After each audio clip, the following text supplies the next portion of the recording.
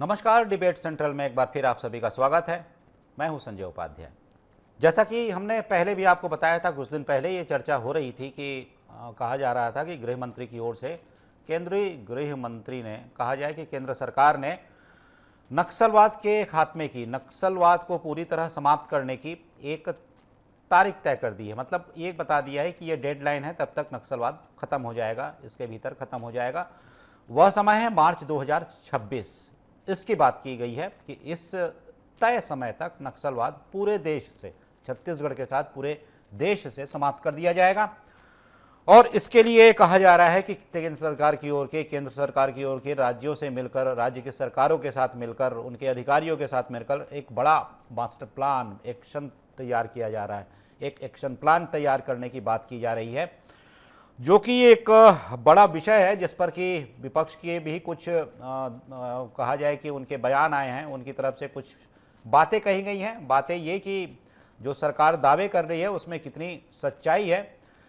और ये भी कहा गया है कि नक्सलवाद को वैचारिक दृष्टि से देखते हुए, मतलब ये कहा गया है नक्सलवाद के खिलाफ वैचारिक दृष्टि से प्रयासों की ज़रूरत पर जोर दिया जाए। ये कहा गया है कि आप बंदूक और गोली के साथ ही साथ वैचारिक दृष्टिकोण से भी उसे समाप्त करने की कोशिश कीजिए।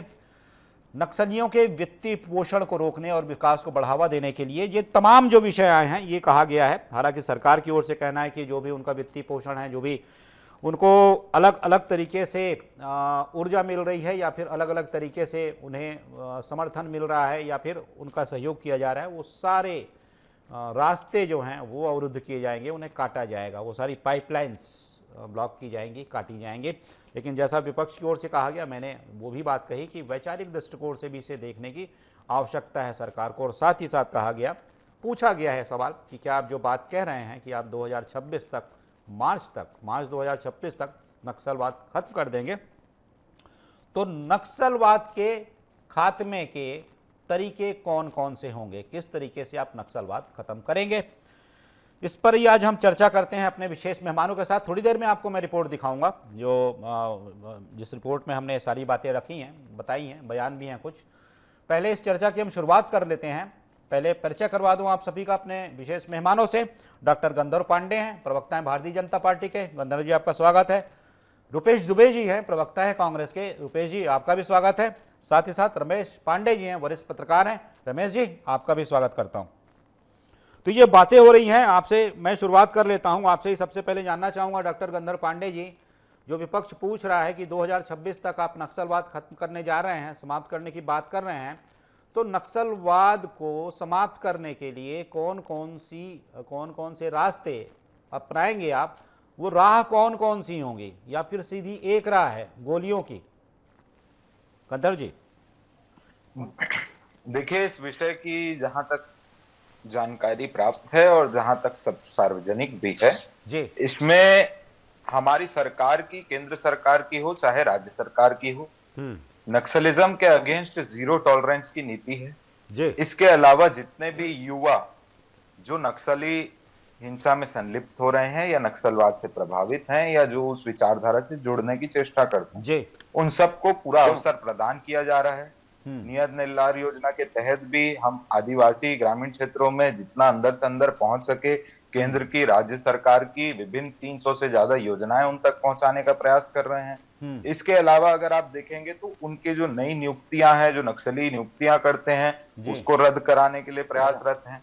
अगर आप देश भर की बात करेंगे तो लगभग 13,000 से ज्यादा नक्सलियों ने आत्मसमर्पण करके मुख्य धारा से वापस अपना जुड़ाव किया है जी। और रही बात अगर छत्तीसगढ़ की, तो छत्तीसगढ़ में जब से भाजपा की सरकार बनी, तो मैं आपको बताना चाहूंगा तब से अभी तक 191 नक्सलियों का एनकाउंटर हुआ है जी। लगभग 800 नक्सलियों ने गिरफ्तारी दी है।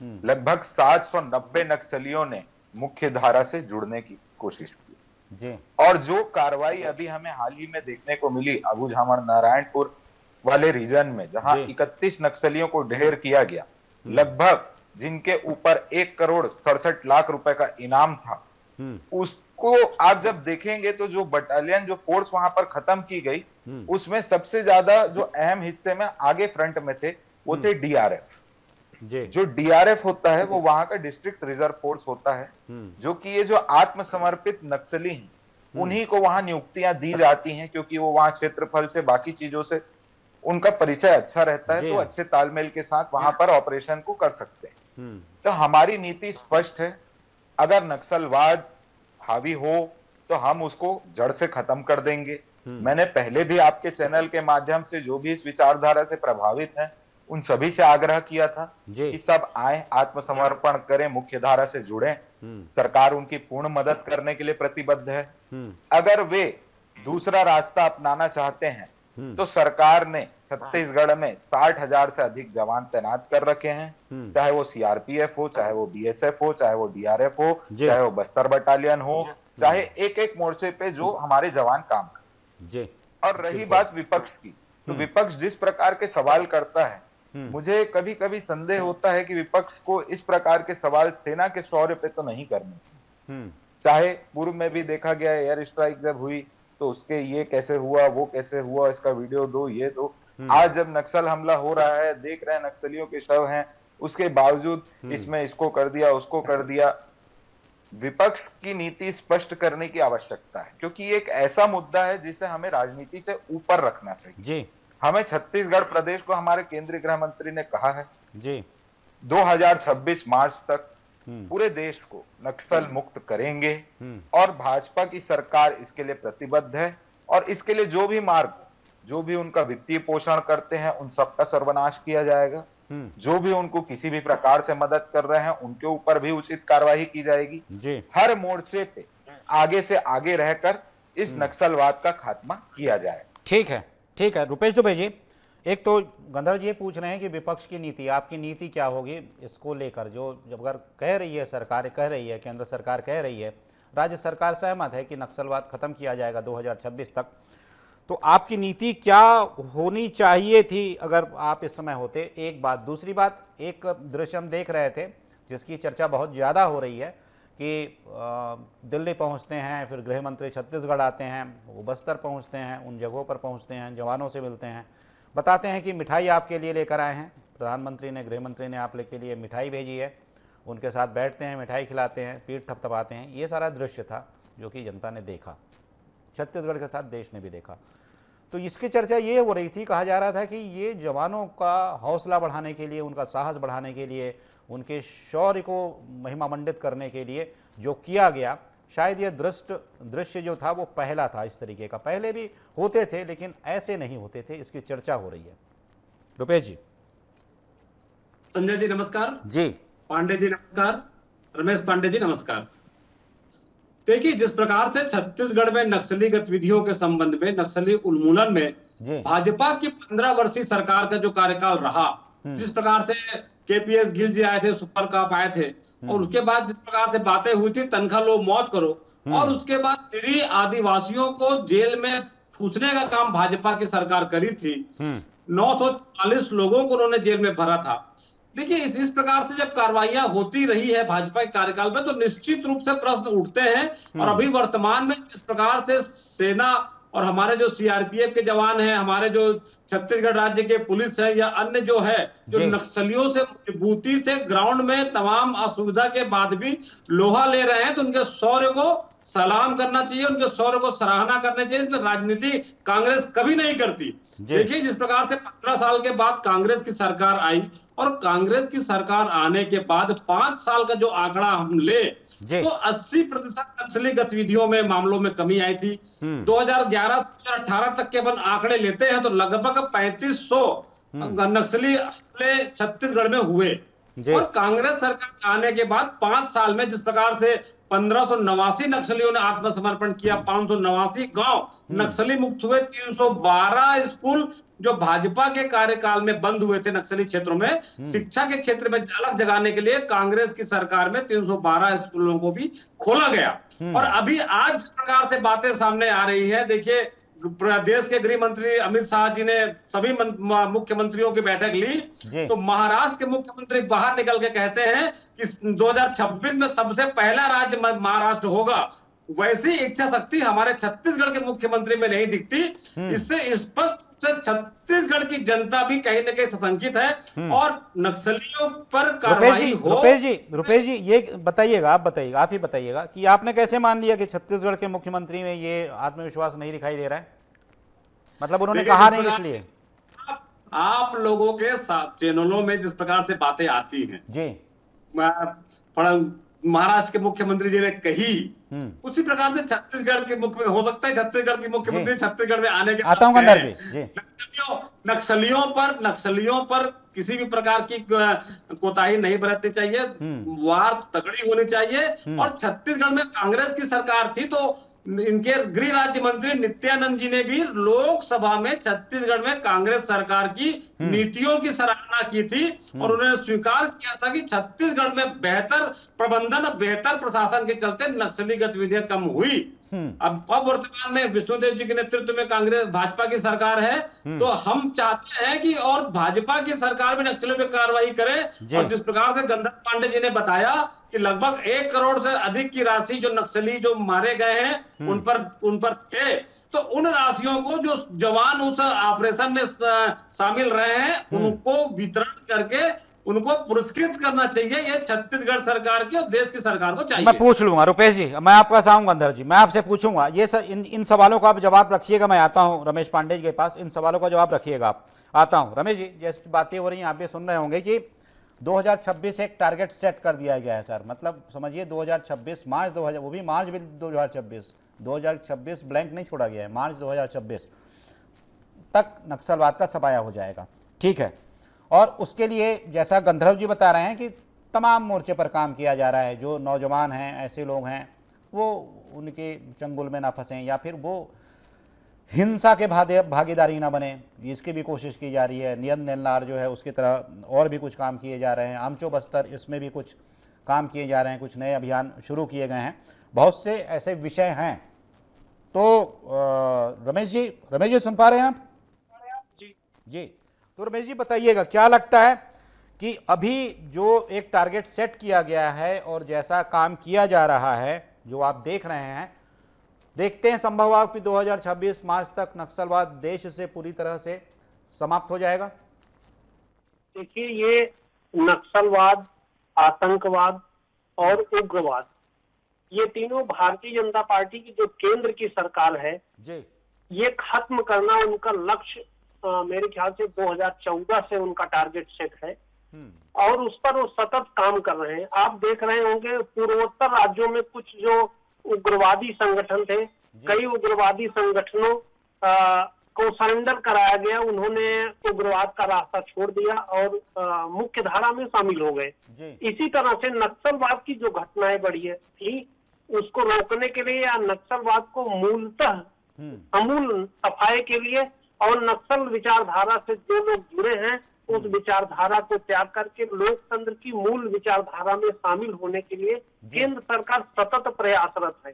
अब रही बात इसके पूर्व की जो सरकार थी, भूपेश बघेल की सरकार छत्तीसगढ़ में, निश्चित रूप से छत्तीसगढ़ में भूपेश बघेल की सरकार में भी नक्सलवाद के सफाई के लिए केंद्र सरकार द्वारा जो भी योजनाएं चलाई जा रही थी उसका भरपूर समर्थन दिया गया था, इसमें कोई दो राय नहीं है। आज की सरकार में उससे बढ़कर समर्थन दिया जा रहा है। अब जो सवाल आपने किया कि नक्सल विचारधारा से जो लोग प्रेरित हैं, जो लोग प्रभावित हैं, उस दिशा में उनको रोकने के लिए सरकार द्वारा किस तरह की गतिविधियों को किया जाए, तो सरकार उसके लिए मेरे ख्याल से बहुत अच्छी योजनाएं चला रही है। लोगों को शिक्षा से जोड़ रही है, रोजगार से जोड़ रही है, स्थानीय रोजगार से जोड़ रही है, स्थानीय व्यवसाय से जोड़ रही है। अभी 2 दिन पहले मुख्यमंत्री जी का बस्तर दौरा हुआ था, खास करके बीजापुर और इलाकों में, तो उन्होंने एक निर्देश भी दे रखा है कि जो नौजवान हैं वो रोजगार से और उनको शिक्षा से जोड़ने के लिए ब्याज मुक्त ऋण की सुविधा मुहैया कराई जाए। तो एक अच्छी पहल की जा रही है। निश्चित रूप से इसका लाभ लोगों को मिलेगा और नक्सलवाद के सफाई में ये अहम भूमिका निभाएगा। जी ठीक है गंधर्व जी जवाब दे लीजिए सर, फिर एक सवाल और जोड़ूंगा मैं।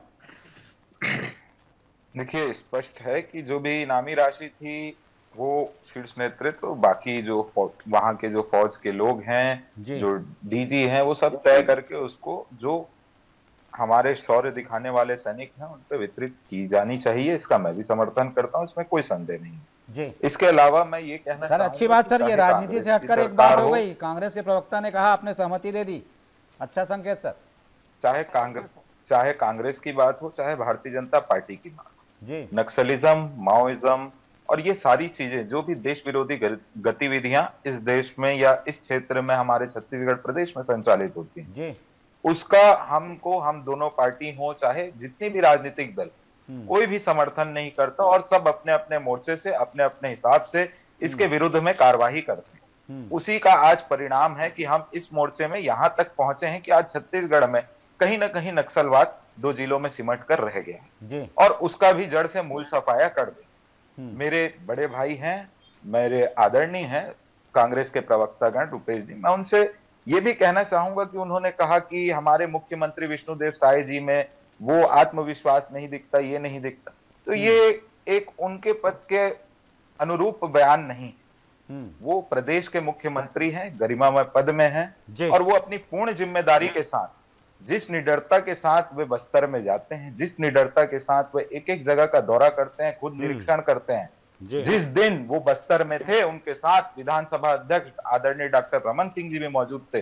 जिस दिन ये कार्रवाई प्रारंभ होती है, 1000 से ज्यादा जवान उस पहाड़ को घेरे रखते हैं, 40-40 किलोमीटर की पैदल यात्रा करके वहां पर, जब वो वहां पर दौरा कर रहे थे उसी समय से खबर आना चालू हो गई थी कि 7 नक्सली लगभग ढेर हो चुके हैं। तो अगर आपको हमारे मुख्यमंत्री के आत्मविश्वास पे संदेह है तो आप ये कल्पना कीजिए कि उन्होंने वहां गए, वहां के जो लोकल व्यापारी हैं जो आए हैं वो वहां पर बस सुविधा संचालित करने से उनको संशय हो रहा था, उनको लग रहा था कि हम चलाएंगे तो फिर हमें दबाव में आना पड़ेगा, नक्सलवाद के दबाव में आना पड़ेगा। तो हमारे मुख्यमंत्री जी ने तुरंत फैसला दिया और कहा कि ये जो 5 बसें हैं ये मैं देता हूं, ये इस क्षेत्र की महिला सहायता समूह की संचालनकर्ता महिलाएं चलाएंगी और आपस को गांव में जोड़े रहें। तो जो उस क्षेत्र की कनेक्टिविटी हो, चाहे जल जीवन मिशन के तहत हर जगह नल प्रोवाइड करना हो, हमारे फौजी भाई हैं उनको भी पानी की आवश्यकता होती है, चाहे वहां पर प्रधानमंत्री आवास की सुविधा हो, हर बुनियादी सुविधा देने का प्रयास भारतीय जनता पार्टी कर रही है। और मैं आपको पुनः यकीन दिलाना चाहता हूं कि हमारी केंद्र की सरकार, राज्य की सरकार, डबल इंजन सरकार और मोदी जी की गारंटी के साथ हम 2026 मार्च तक छत्तीसगढ़ प्रदेश को नक्सल मुक्त करने के लिए प्रतिबद्ध हैं। ठीक है रुपेश जी, एक बात मैं कह लूं सर आपसे कि आपने जैसा बताया कि ये रमन, आपने पिछला कार्यकाल बताया कि उस कार्यकाल में ये हुआ, वो हुआ, वो हुआ, ठीक है, आपने कुछ आंकड़े भी दिए कि कितने लोगों को बंद किया गया है, किसे छुड़ाया गया, आपने कुछ संदेह भी जताया। एक बात मैं पूछ लेता हूं आपसे कि वो कार्यकाल चलिए आप मानते हैं कि वैसा था, अभी आप जो 10 महीने का अभी का कार्यकाल देखते हैं विष्णुदेव साय जी का मुख्यमंत्री के रूप में, यहाँ जो कुछ हो रहा है, क्योंकि आपने एक बड़ी अच्छी बात कही और आपने जो बात कही उसे गंधर्व जी ने बिल्कुल उस पर मोहर लगा दी कि मैं भी इससे सहमत हूँ। एक राजनीति से हटकर बातें होती दिखी यहाँ पर, जो कि बड़ा रेयर है, आप भी समझते हैं। तो अभी का जो कार्यकाल है, अभी जो सरकार नक्सल मोर्चे पर काम कर रही है, 10 महीने हुए हैं लगभग, इसे आप कितना पुख्ता मानते हैं, कितना मतलब स्केल पे कितना मानते हैं? आप मानते हैं कि पहले की तुलना में बहुत अच्छा काम हो रहा है तब से लेकर, मतलब प्रदेश बनने से लेकर इस सरकार के पहले दिन तक की अगर बात करूं तो ये सबसे अच्छा काम हो रहा है, ऐसा मानते हैं आप? संजय जी, जिस प्रकार से नक्सलियों पर हमारे सेना के या हमारे सीआरपीएफ के, हमारे स्थानीय पुलिस के या अन्य जो वहां सुरक्षा में तैनात हैं, उनके द्वारा जिस प्रकार से कार्रवाई की जा रही है, निश्चित रूप से वो कार्य सराहनीय है। लेकिन इसके मैं कुछ समय पहले जाना चाहूंगा, जिस प्रकार से नक्सलियों को मार गिराने के बाद छत्तीसगढ़ सरकार ने कही थी और उसके बाद वहां के ग्रामीणों ने कहा कि इनका नक्सलियों से कोई संबंध नहीं है, ये आदिवासी हैं, इनके पुलिस की गोली से इनको मार दिया गया है। ऐसी स्थिति में छत्तीसगढ़ सरकार को संवेदनशीलता के साथ जांच करानी चाहिए और ये सार्वजनिक करनी चाहिए कि जिनकी मौतें हुई हैं और उनपे यदि स्थानीय निवासी कोई बात कर रहे हैं तो उनके भी खुलासा करना चाहिए कि वो स्थानीय निवासी थे या नक्सली थे। निश्चित रूप से नक्सली गतिविधियों के लिए किसी भी तरह से, मैं फिर से कहूंगा, कोताही नहीं बरतनी चाहिए। और गौरव पांडे जी, निश्चित रूप से हमारे प्रदेश के यशस्वी मुख्यमंत्री हैं विष्णुदेव साय जी, उनके व्यक्तित्व को और उनके पद को हम सभी सम्मान करते हैं। लेकिन जिस प्रकार की बातें आती हैं उसमें कही जाती है, लेकिन उनके सम्मान पे हम कभी किसी प्रकार की टीका टिप्पणी नहीं करना चाहते। और जिस प्रकार संजय जी, मैं फिर से कहना चाहूंगा, अभी दीपक बैठ जी कुछ समय पहले मामला उठाए थे, उनके क्षेत्र का मामला था, और ग्रामीणों ने ये बात को सामने रखी कि जिनको मारने के बाद नक्सली बताया जा रहा है वो नक्सली नहीं है, वो ग्रामीण थे। तो ऐसी स्थिति में जब सरकार की चुप्पी रहती है तो कहीं ना कहीं जब अच्छे काम भी करोगे तो निश्चित रूप से प्रश्नवाचक चिन्ह लगेगा। सरकार को पूरी पारदर्शिता के साथ, विपक्ष को भी साथ में लेकर के, और जो भी छत्तीसगढ़ में शांति व्यवस्था बहाल हो, सर्वदलीय बैठक बुला करके सर्वदलीय सहायता के साथ एक नक्सलियों के विरुद्ध मुहिम छेड़े, तो वह दिन दूर नहीं जब छत्तीसगढ़ नक्सलियों से मुक्त होगा। बिल्कुल ठीक है रुपेश जी। पांडे जी, तो एक बात यह है, जैसा कि रुपेश जी कह रहे हैं, मैं ये देख रहा हूँ, हम लगातार ये देख रहे हैं, आप भी देख रहे होंगे कि एक सरकार होती है, उस समय कोई ऐसा नक्सली ऑपरेशन होता है तो ऐसे आरोप लगते रहते हैं कि वो नक्सली नहीं थे, गांव के लोग थे, वो उसका शिकार हो गए, फिर बाद में नक्सली बताया गया। सरकार की बात नहीं कर रहा हूँ मैं, सरकारों में ये सब आप भी देखते आए होंगे। पिछली सरकार में भी कई बार भारतीय जनता पार्टी ये आवाज़ उठाती थी कि वो जो मारे गए हैं वो नक्सली नहीं है, ये बातें कही जाती थी। पहले भी अलग अलग प्रदेशों में भी देखता हूँ जहाँ पर नक्सल हिंसा से लोग पीड़ित हैं, प्रभावित हैं, उन प्रदेशों में भी देखता हूँ। तो आपको लगता है कि ये जो होता है ये सब कुछ, ये क्या कुछ होता है, इसे आप कैसे समझते हैं, किस रूप में समझते हैं आप? नक्सलियों का एक सेल काम करता है जी, वो सेल एक छद्म स्वरूप पैदा करके एक भ्रम की स्थिति पैदा करने की कोशिश करता है। मैं छोटा उदाहरण दूंगा।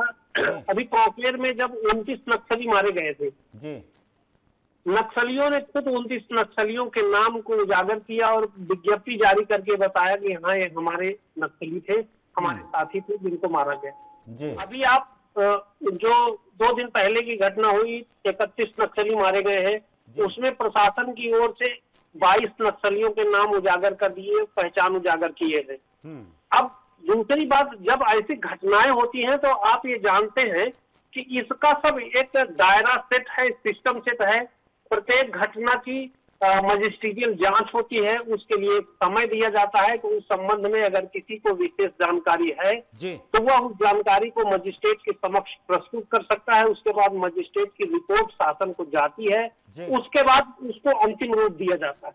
तो ये कहना, एक मुंह से बोलना, आरोप लगाना एक अलग विषय है, पर मैं ये कहता हूँ कि अगर किसी को संदेह है कि जो लोग मारे जा रहे हैं वो नक्सली नहीं है, तो जो मजिस्ट्रियल जांच होती है उसमें समय से पहुंचे, वहां अपना जो भी उनके पास तथ्य हो उसको प्रस्तुत करना चाहिए। इस पर केवल पूरी बकवास करना, तो केवल आरोप लगा देना, मेरे ख्याल से ये जायज नहीं होगा। ये इस तरह का ऐसा माहौल चलता रहता है। जी जी जी जी जी, कुछ कहना चाह रहे थे आप? मैं ये एक बात और मैं जोड़ना चाह रहा था इसमें कि ये बात तो हो गई जो मैं चूंकि आपसे मैं इसलिए पूछना चाह रहा था क्योंकि मैं ये बात कहता तो फिर वो बात सब्जेक्टिव हो सकती थी। तो आप यहाँ पर बैठे हुए हैं चूंकि वरिष्ठ पत्रकार के रूप में, तो आपने जो विश्लेषण किया मैं वो सुनना चाह रहा था। दूसरी बात ये मैं देखता हूँ रमेश जी कि एक सरकार के लिए क्या ये संभव है, एक सरकार के लिए मतलब कहूँ सिर्फ अकेले सरकार के लिए संभव है कि ऐसी समस्याओं का निराकरण वो अपने दम पर कर ले, या फिर इसके लिए विपक्ष को, अन्य दलों को, अन्य सामाजिक संस्थाओं को, अन्य ऐसे विचारकों को अपनी सहभागिता देनी होगी, साथ में विपक्षी दलों को भी? मैं रुपेश जी की एक बात से सहमत हूँ। अभी कुछ देर पहले उन्होंने जो बात कही, और मैं जो भारतीय जनता पार्टी के सम्मानित प्रवक्तागण हैं उनसे भी ये आग्रह करूंगा कि वो शासन तक इस बात को पहुंचाए। जैसे अभी 2 दिन पहले जब बड़ा नक्सली ऑपरेशन हुआ बस्तर में, तो मुख्यमंत्री सीएम हाउस में एक कमांड की बैठक बुलाई गई। तो मैं ये सुझाव देना चाहता हूं कि जब इस तरह की घटनाएं हो और ऐसे अवसर आए तो उस बैठक में विपक्ष के नेता को भी शामिल किया जाना चाहिए, क्योंकि ये जो है ये केवल एक दल की विचारधारा में, ये पूरे छत्तीसगढ़ की समस्या है। और छत्तीसगढ़ का हर नागरिक, चाहे वो राजनीतिक दल से जुड़ा हो, सत्ता पक्ष का हो, विपक्ष का हो, या सामाजिक गतिविधियों से जुड़ा हो, और विपक्ष के साथ ही मैं तो ये भी कहूंगा कि अगर एंटी नक्सल ऑपरेशन में जो कुछ सामाजिक संगठनों के लोग भी सक्रिय भूमिका अदा कर रहे हैं, उनको भी उस बैठक में शामिल किया जाना चाहिए, उनसे भी सुझाव लिए जाने चाहिए और जो विचारों का आदान प्रदान करके एक सामूहिक रणनीति बनानी चाहिए। अगर मेरे ख्याल से ये होगा तो बहुत अच्छा होगा जी। और इसमें एक बात और जोड़नी चाहिए कि इस बैठक में अगर विपक्ष के नेता शामिल हों तो उन्हें विपक्ष के प्रचलित और चिर परिचित व्यवहार से अलग एक नेता के रूप में, विपक्ष के नेता के रूप में, या फिर विपक्ष धर्म का पालन करने वाले एक नेता के रूप में कार्य करना चाहिए, सिर्फ आरोपों की राजनीति नहीं। जी तो ठीक है, चूंकि समय की बाध्यता है सर, आप सभी इस चर्चा में शामिल हुए। लंबी चर्चा हो सकती थी, विषय क्योंकि बहुत बड़ा है, लेकिन फिर भी आप सभी इस चर्चा में शामिल हुए। रुपेश दुबे जी आपका बहुत बहुत धन्यवाद सर। गंधर्व पांडे जी आपका बहुत बहुत धन्यवाद। साथ ही साथ रमेश पांडे जी, आप हमारे साथ जुड़े, आपने बातें बताई, बहुत बहुत धन्यवाद आपका भी। तो वही जो बातें हो रही थी मुख्य रूप से कि ऐसी जब समस्या से मुकाबला करना हो, ऐसी समस्या का जब सामना करना हो, जब इससे निजात पानी हो, जब इस पर जीत हासिल करनी हो, तब उसके लिए आवश्यक होता है कि सभी का सहयोग लें, सभी का साथ लें। और ऐसे में ये आवश्यक हो जाता है कि सरकार अपने स्तर पर काम करने के साथ साथ सभी को अपने साथ ले और उनके विचार से अवगत हो। कुल मिलाकर समस्या के समाधान के लिए सभी की सहभागिता आवश्यक है, ये बात कही जा रही है। तो आज की चर्चा में सिर्फ इतना ही। किसी महत्वपूर्ण विषय पर फिर मिलेंगे, फिर करेंगे बात अपने विशेष मेहमानों के साथ। तब तक दीजिए आज्ञा, नमस्कार।